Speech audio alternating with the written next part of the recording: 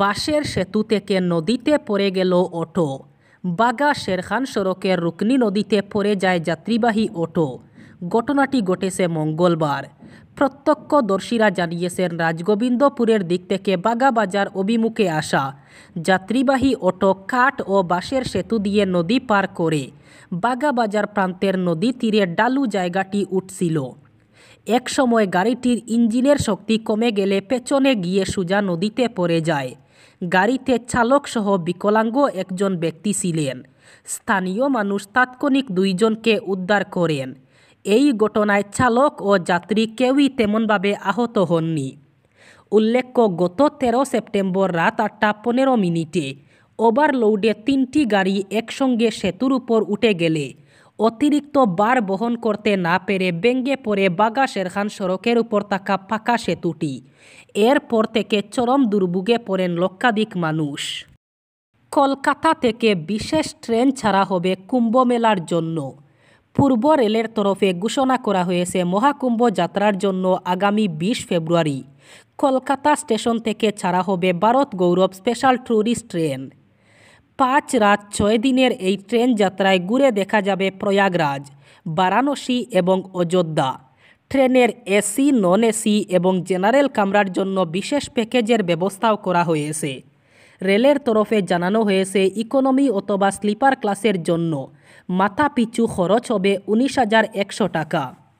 3 AC ক্লাসের জন্য মাথা পিছু খরচ 25,100 টাকা।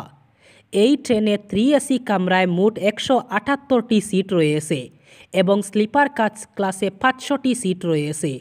শুধু ট্রেন যাত্রা নয়, 5 দিন 6 রাতের থাকা খাওয়ার ব্যবস্থাও থাকবে এই বিশেষ প্যাকেজে।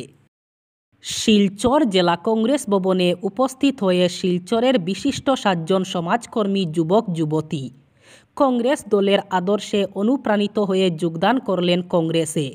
যোগদানকারীরা হলেন এই উপত্যকার একজন প্রতিভাবান পোর্টালের পরিচালিকা সারিকা আজমি বরবুইয়া, আইনজীবী রিজাউল হক বরবুইয়া, সমাজকর্মী আখতার হোসেন বরবুইয়া, হাসিনা বেগম লস্কর, সাদ্দাম হোসেন বরবুইয়া, জুনায়েদ আহমেদ লস্কর এবং বাহারুল ইসলাম লস্কর।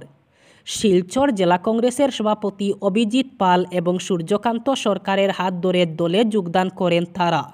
যোগদানকারীরা সবাই নিজ নিজ বক্তব্যে বলেন, দেশের বর্তমান পরিস্থিতিকে বিবেচনা করে সমাজের উন্নয়নের স্বার্থে আর সাধারণ জনগণের প্রতিবাদী আওয়াজকে তুলে ধরার জন্য উনারা কংগ্রেস দলকে বেছে নিয়েছেন।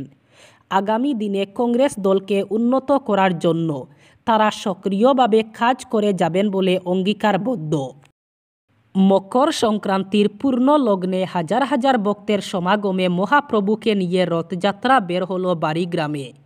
শ্রী শ্রী গোপাল জিউ, শ্রী শ্রী রাধা বিনোদ জিউ এবং শ্রী শ্রী রাধারমন গোস্বামী জিউর আশ্রম থেকে বিকেল 3:30টায় মকর সংক্রান্তির পর রথ বাড়িগ্রাম প্রধান সড়ক অতিক্রম করে। সনাতনীরা রথের রশিতে ছুটে দূর দূরান্ত থেকে ছুটে আসেন আশ্রমে।